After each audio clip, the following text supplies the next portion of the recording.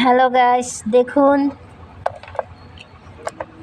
মাটির কেক বানাচ্ছে সুন্দর করে, কত সুন্দর করে ডেকোরেশন করেছে কেকটাকে।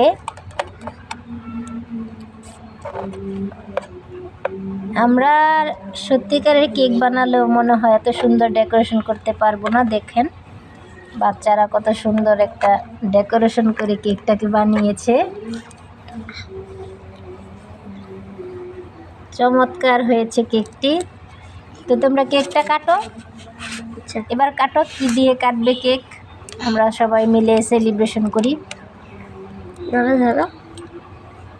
Happy birthday to you, happy birthday to you,